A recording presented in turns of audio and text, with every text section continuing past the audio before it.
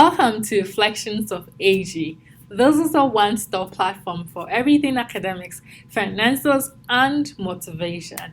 If you are new here, I welcome you to my channel, and those who have been with me from the very first day, thank you for coming back again to my channel.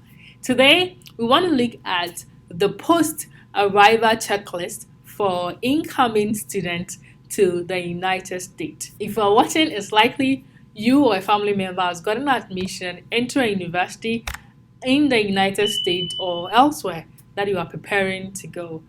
If you are yet to go for your visa, I have videos that I'll put in the description about the process you need to go through and how you can get to your visa without any sweat.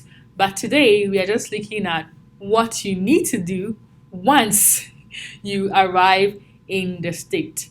So I'm going to group this video into two. The first one will be about the post-arrival checklist in your school, and the second one will be the post-arrival checklist in the city. This video will be in two parts.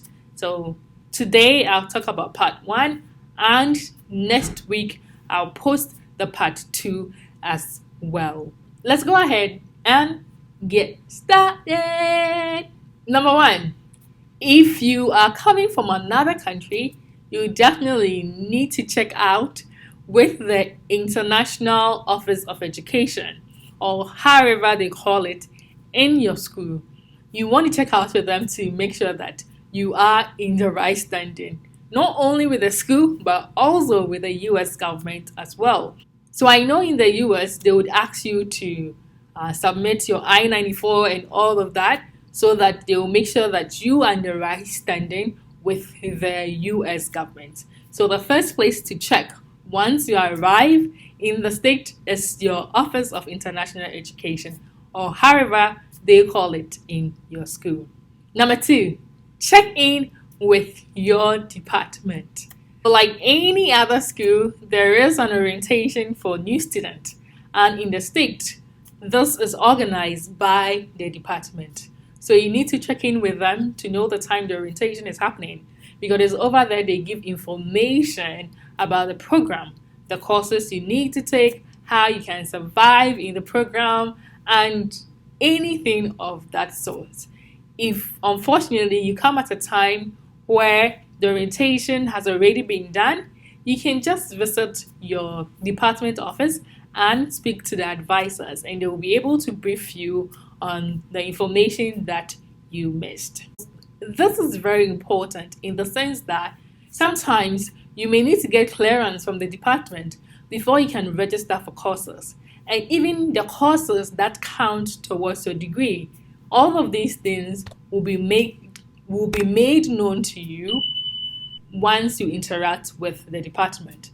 So depending on, in my school, I know depending on your technical interest, there are courses you need to take, the other courses you need to take in order to meet the standard or the requirement for your degree.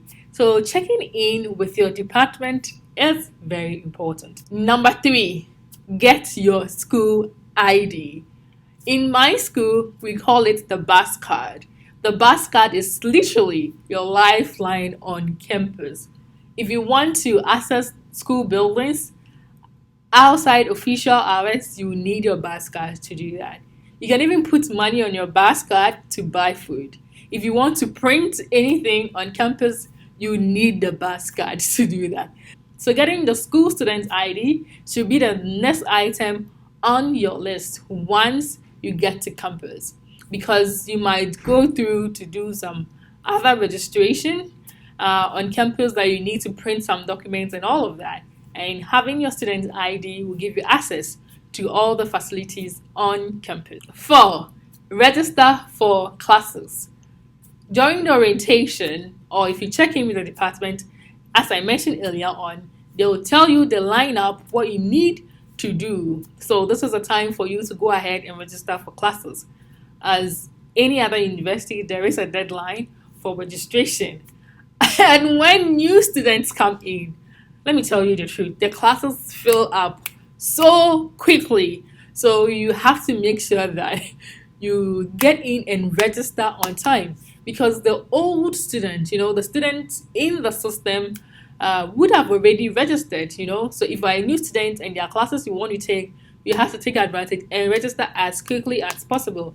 If not that, for my school, most of the time, the registration ends on Friday at 4 p.m. So you have to be monitoring your computer from Friday 12 p.m. onwards, because some students will drop out of the class so that you'll be able to enter the class once the class is available. So registration of your classes is very, very, very important once you come in as a new student in your university. Number 5, explore the campus and the classrooms once you get your schedule. So you'll be able to know the times you have to go to classes once you register for class and the names of the classrooms.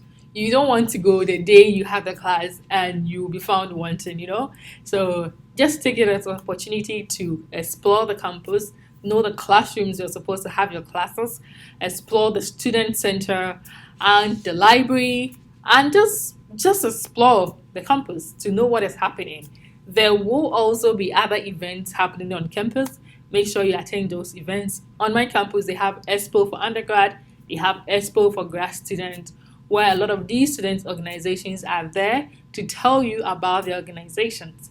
If you watch my previous video about the differences between schools in the United States and schools in Ghana, you will realize that boredom or loneliness is one of the things in the United States. So you want to make sure that you know the groups or associations that are available and you join, so that you don't feel bored once you are in the state. And the very last one I would say is to look for a job on campus once you have your schedule. If you get your schedule and you realize that you can have enough time on you, go to the student center and ask for job opportunities. There is also the likelihood that they will blast this information on your emails. So monitor your email to know that. If your classes are very tight, please don't stress yourself going for another job, because it takes a lot of time for you to adapt to the system in the university, right? So you have to take your time and do that. But if you have extra time on your hands for the first semester, the second semester, you can get employment on campus and make some money as well. So this is all I have for you today about a post-arrival checklist for incoming international students in your universities in America. If you have not liked my channel, please go ahead and like this video and subscribe to my channel as well. And watch out for part 2 to know the post-arrival checklist of international students in your city.